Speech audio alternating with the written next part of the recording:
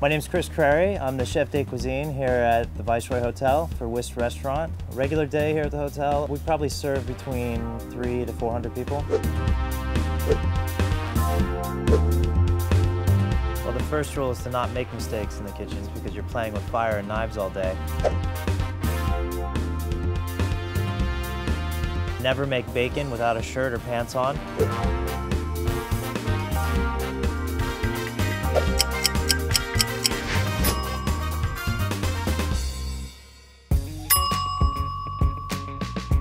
So when you're cooking at home, I suggest that you get foods that are actually in season because the flavor's better, they're usually cheaper and much better for you.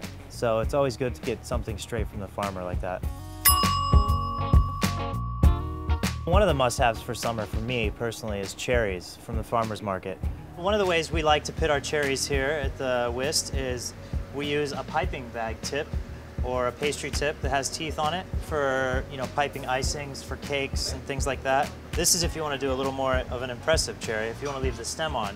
So you insert the tip in the end, you twist it, and because it has the little teeth on it, it pulls out the seed. And that leaves you with a beautiful little cherry. Just pick it up by the stem and eat it. One of my favorite spices, and it's very unique. Not many people know about Thai long pepper. What we actually use here in the restaurant is just a coffee grinder. You can take these, put them right inside. They're really hard, so they take some time. Gives you like a effervescence, tingly feeling in your mouth, so you don't want to use too much, but it's definitely exciting. You hear a lot of people talk about how to make a perfect steak, but for me personally, you need to season it very well and let it sit for a few minutes before you even cook it. Most people just season it right on the grill or season it and throw it directly onto the grill. Well, when you do that, it falls off. And then the second tip is you always have to let it rest for at least, 5 minutes afterwards. Take the meat right out of the oven, set it on here. This is the best way to do it when you're home, if you could have a little setup like this. If you cut into it when it comes right off the grill, you lose all the juices, the flavor, and it just becomes a dry, tough piece of meat.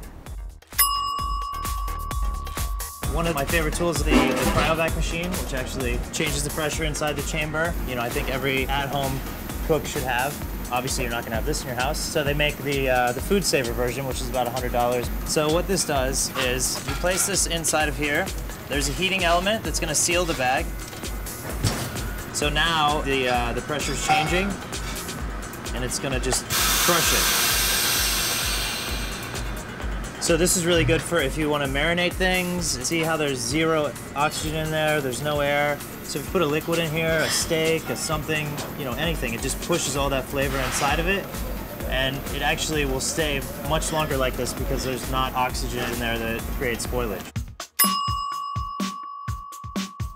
The temperature that we set our coolers at is 38 degrees. Bacteria grows quickest in between the temperatures of 41 degrees and 140 degrees. So we found that 38 is just the perfect temperature for the walk-in. I always have rubber bands on my arm because when you're in the kitchen, you never know, like if you have a pastry bag and you need to hold it shut, you can just whip it off and wrap it around and it's done. But then I think there's a psychological thing with it where it keeps me grounded as who I am. I've always done it since I was a kid when I first started cooking, and it's one of those things where now, even on my days off, I still have it on to kind of remind me of where I came from and how it all began.